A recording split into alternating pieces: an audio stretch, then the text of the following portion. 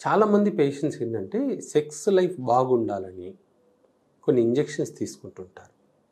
ఈ ఇంజెక్షన్స్ ఎంతవరకు సేఫ్ వాటి గురించి ఈరోజు డిస్కస్ చేసుకుంటున్నాం.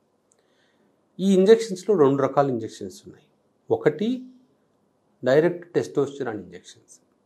చాలామంది సెక్సాలజిస్టులు తర్వాత కొంతమంది ఫిజిషియన్స్ ఊర్లో ఎరెక్షన్ ప్రాబ్లం ఉంది అనగానే డైరెక్ట్గా టెస్టోస్టెరాన్ ఇంజెక్షన్స్ ఇస్తారు. రెండోది పెనిస్కి ఇచ్చే ఇంజెక్షన్స్, ట్రైమిక్స్ ఇంజెక్షన్స్ అంటాం. అంటే ఎప్పుడు ఎరెక్షన్ కావాలి అనుకుంటే అప్పుడు పెనిస్కి ఒక ఇంజెక్షన్ ఇస్తే ఎరెక్షన్ వస్తుంది. సో ఈ 2 ఇంజెక్షన్స్ అంటే 2 వేరే వేరే ఇంజెక్షన్స్. ఒకటి హార్మోన్ పెంచుతుంది, ఒకటి టెంపరీగా ఎరెక్షన్స్ వచ్చేట్లు చేస్తుంది. సో 2 డేంజరస్సే. సో కాకపోతే ఎందుకు ఈ ఇంజెక్షన్స్ తీసుకోకూడదు, ఈ ఇంజెక్షన్స్ తీసుకోవడం వల్ల సైడ్ ఎఫెక్ట్స్ ఏంటి అది నేను చెప్తాను. ఇప్పుడు ఈ ఫస్ట్ ఇంజెక్షన్ ఏదైతే హార్మోన్ ఇంజెక్షన్ ఉంటుందో టెస్టోస్టెరాన్ ఇంజెక్షన్లో, మనం ఎప్పుడైతే టెస్టోస్టెరాన్ ఇంజెక్షన్ తీసుకుంటామో అది ఏం చేస్తుంది, బాడీలో తక్కువ ఉన్న హార్మోన్ని పెంచుతుంది. కానీ ఎంతవరకు పెంచాలి, మనకు టెస్టోస్టెరాన్ 3.5 నుంచి 6 దాకా ఉండాలనుకుందాం. అది ఏజ్ని బట్టి చేంజ్ అవుతుంటుంది, ఒక ఏజ్లో ఒకలాగా. సో ఇప్పుడు యంగ్ ఏజ్లో మనం టెస్టోస్టెరాన్ ఇంజెక్షన్ తీసుకున్నాం అనుకోండి, ఇప్పుడు మీకు టెస్టోస్టెరాన్ 1.1 ఉంది. సో టెస్టోస్టెరాన్ తీసుకున్నప్పుడు ఎప్పుడైతే అది 4 దాకా వెళ్ళింది అనుకోండి, ఓకే మళ్ళీ తగ్గచ్చు, ఆ 4లో ఉన్నంత వరకు సేఫ్.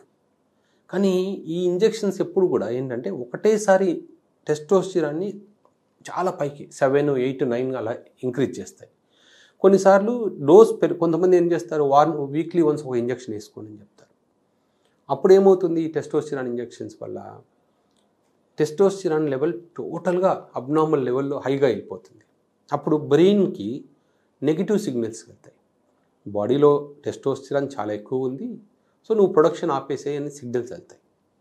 సో బ్రెయిన్ ఏంటి, నార్మల్గా బ్రెయిన్ నుంచి FSH, LH హార్మోన్స్ రిలీజ్ అయ్యి అవి టెస్టోస్టెరాన్ని స్పెర్మ్ ప్రొడక్షన్ని కంట్రోల్ చేస్తాయి. సో బ్రెయిన్ ఏం చేస్తుంది, ఈ 2 హార్మోన్స్ని ఆపేస్తుంది. ఎప్పుడైతే ఈ 2 హార్మోన్స్ ఆపేసేసామో అటు స్పెర్మ్ కౌంట్ 0 అయిపోతుంది, న్యాచురల్ టెస్టోస్టెరాన్ ప్రొడక్షన్ కూడా 0 అయిపోతుంది. సో మనం ఓన్లీ ఈ హార్మోన్స్ మీదే డిపెండ్ అవ్వాల్సి వస్తుంది. మళ్ళీ మీ బాడీ ఏంటి, ఆల్రెడీ ప్రొడక్షన్ ఆపేసింది కదా, మళ్ళీ మనకు ఇంజెక్షన్ కోసం వెయిట్ చేస్తూ ఉంటుంది. సో మనం ఇంజెక్షన్ తీసుకున్నప్పుడు హార్మోన్ పనిచేస్తుంది. సో అలాంటి ఇంజెక్షన్స్ ఏంటంటే ఈ తప్పనిసరి పరిస్థితుల్లోనే ఈ ఇంజెక్షన్స్ వాడాలి. సో అది కూడా చెప్తాను, ఎవరు వాడచ్చు ఎవరు వాడకూడదు ఈ టెస్టోస్టెరాన్ ఇంజెక్షన్స్. ఎవరికైతే పెళ్ళయ్యి పిల్లల కోసం ట్రై చేస్తున్నారో వాళ్ళు టెస్టోస్టెరాన్ ఇంజెక్షన్స్ ఎట్టి పరిస్థితుల్లో వాడకూడదు. అలాంటి వాళ్ళకు ఒకవేళ టెస్టోస్టెరాన్ పెంచాలంటే HCG ఇంజెక్షన్స్ అని ఉంటాయి, అవి తీసుకోవచ్చు. కానీ డైరెక్ట్ టెస్టోస్టెరాన్ ఇంజెక్షన్స్ తీసుకోకూడదు, HCG ఇంజెక్షన్స్ తీసుకోవచ్చు, అవి సేఫ్. ఎందుకంటే HCG ఇంజెక్షన్స్ వల్ల స్పెర్మ్ పెరుగుతుంది, టెస్టోస్టెరాన్ పెరుగుతుంది. సో ఈ డైరెక్ట్ టెస్టోస్టెరాన్ ఇంజెక్షన్స్ అనేది స్టెరాయిడ్స్ లాంటి అందరూ తీసుకోకూడదు. రెండోది, ఓల్డ్ ఏజ్ పీపుల్, ఆల్రెడీ పిల్లలు ఉన్నారు, ఓన్లీ ప్రాబ్లం ఏంటంటే టెస్టిస్ సరిగా పనిచేయట్లేదు, టెస్టోస్టెరాన్ లో ఉంది, అప్పుడు వాళ్ళకు ఇంజెక్షన్స్ తీసుకోవచ్చు. ఎట్లాగూ బాడీలో ఉత్పత్తి అవ్వట్లేదు, సో బయట నుంచి ఇవ్వచ్చు. మనం ఇచ్చిన రోజులు బాగుంటుంది. అందుకని వాళ్ళకి ఏం చెప్తాము, ఎవరి మంత్లీ ఒక ఇంజెక్షన్ వేసుకోండి, అది ఏ ఊర్లో అయినా దొరుకుతాయి, ఆ టెస్టోస్టెరాన్ నార్మల్ లెవెల్లో మెయింటైన్ అవుతుందని చెప్తాం. ఎందుకంటే వాళ్ళకు న్యాచురల్ టెస్టోస్టెరాన్ అసలు ప్రొడ్యూస్ అవ్వట్లేదు కాబట్టి చెప్తాం. సో అలాంటప్పుడు వాళ్ళకి ఏంటంటే 3 నెలలకు తీసుకునే ఒక ఇంజెక్షన్ ఉంది, నెల రోజులకు తీసుకునే ఇంజెక్షన్ ఉంది. ఆ ఏజ్ గ్రూప్లో సేఫ్గా వాడచ్చు, సో ప్రాబ్లం ఏం లేదు. కానీ కొంతమంది పుట్టుకతోనే చిన్న టెస్టిస్తో పుడతారు. పెనిస్ కూడా అంటే 17 ఏళ్ళు అయినా కూడా ఒక 4 ఏళ్ళ అబ్బాయికి ఎంత ఉంటుందో పెనిస్, అంత చిన్న పెనిస్తో పుడతారు. అది మైక్రో పెనిస్ అంటాం. అంటే వాళ్ళకి ఏంటంటే జెనెటిక్ ప్రాబ్లం, అక్కడ వాళ్ళకు టెస్టిస్ పెనిస్ చాలా చిన్న పిల్లలకి ఎలా ఉంటాయో అలా ఉండిపోతాయి, దాన్ని మైక్రో పెనిస్ అంటాం. దాన్ని హైపోగొనాడిజం అంటాం. అలాంటి వాళ్ళకి ఏంటంటే టెస్టోస్టెరాన్ ఇంజెక్షన్స్ ఇవ్వాలి. అలాంటి వాళ్ళకు టెస్టోస్టెరాన్ ఇచ్చినప్పుడు ఏమవుతుంది, అక్కడ మనం ఏం ఆలోచించాలి, వీళ్ళకి పిల్లలు పుడతారా లేదంటే ఆల్రెడీ టెస్టిస్ చిన్నగా ఉన్నాయి కదా. సో అలాంటి వాళ్ళకు టెస్టోస్టెరాన్ ఇంజెక్షన్స్ ఇవ్వచ్చు. వాళ్ళకి ఎప్పుడు దాకా ఇవ్వాలి, వాళ్ళకి పెనిస్ సైజ్ పెరిగి, కొంతమందికి టెస్టిస్ సైజ్ పెరగకపోవచ్చు, కానీ చాలామందిలో పెనిస్ సైజ్ పెరుగుతుంది అలాంటి వాళ్ళలో. రెండోది మీసాలు, కొంతమందికి 25-30 ఇయర్స్ వచ్చినా కూడా అసలు మీసాలు ఉండవు, గడ్డం ఉండదు, చూడ్డానికి ఒక అబ్బాయికి ఒక 12 ఏళ్ళ అబ్బాయికి ఎలా ఉండాలో ఫేస్ అలా ఉంటుంది. అంటే సెకండరీ సెక్షువల్ క్యారెక్టర్స్ ఉండవు. అంటే బాడీ హెయిర్ కానీ, యాక్సిలాలో హెయిర్ కానీ, ప్యూబిక్ హెయిర్ కానీ ఇవన్నీ ఉండవు. ఇవన్నీ ఇంజెక్షన్స్ ఇస్తే అవన్నీ వస్తాయి. సో వాళ్ళకు అవన్నీ వచ్చేంత దాకా ఇంజెక్షన్స్ ఇవ్వచ్చు. అలాంటి వాళ్ళు తీసుకోవచ్చు. తర్వాత సో ఇప్పుడు టెస్టోస్టెరాన్ ఎవరు తీసుకోవచ్చు, ఎవరు తీసుకోకూడదు చెప్పాను కదా. తర్వాత మనం రెండో ఇంజెక్షన్స్ అనుకున్నాం ఎరెక్షన్స్కి, పెనిస్కి ఇచ్చే ఇంజెక్షన్స్. దాన్ని ట్రైమిక్స్ ఇంజెక్షన్స్ అంటాం. అంటే ఎప్పుడు ఇంజెక్షన్ ఇస్తే ఒక 1 అవర్ పాటు, హాఫ్ అన్ అవర్ పాటు ఎరెక్షన్ ఉంటుంది మనం ఇచ్చే స్ట్రెంత్ని బట్టి.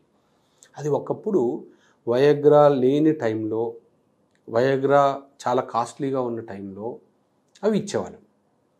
సో ఈ ఇంజెక్షన్ వల్ల ఏంటంటే ఇప్పుడు ఓన్లీ మనము పినైల్ డాప్లర్ టెస్ట్ చేసేటప్పుడే ఇస్తున్నాం. లేదా ఎవరైనా సరే విపరీతమైన భయంతో, అంటే అన్నీ నార్మల్గా ఉండి టెస్ట్లో పినైల్ డాప్లర్ చేస్తే నార్మల్, మామూలుగా ఒక్కరే ఉన్నప్పుడు బాగా ఎరెక్షన్స్ వచ్చి ఓన్లీ ఆ చేసే టైంలోనే ఫెయిల్యూర్ అవుతూ ఉంటారు. వాళ్ళకు అలాంటి ఇంజెక్షన్స్ అంటే హాస్పిటల్ దగ్గరలోనే ఏదన్నా రూమ్ తీసుకోమని చెప్పి ఇంజెక్షన్ ఇస్తాము. ఫస్ట్ టైం సెక్స్ అవ్వడానికి వాళ్ళకి హెల్ప్ అవుతుంది.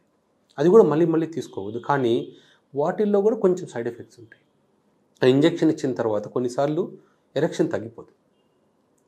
సో అలాగే ఉండిపోతే ఒక 4-5 అవర్స్ ఉంటే పెనిస్ లోపల బ్లడ్ వెజల్స్ డ్యామేజ్ అవుతాయి.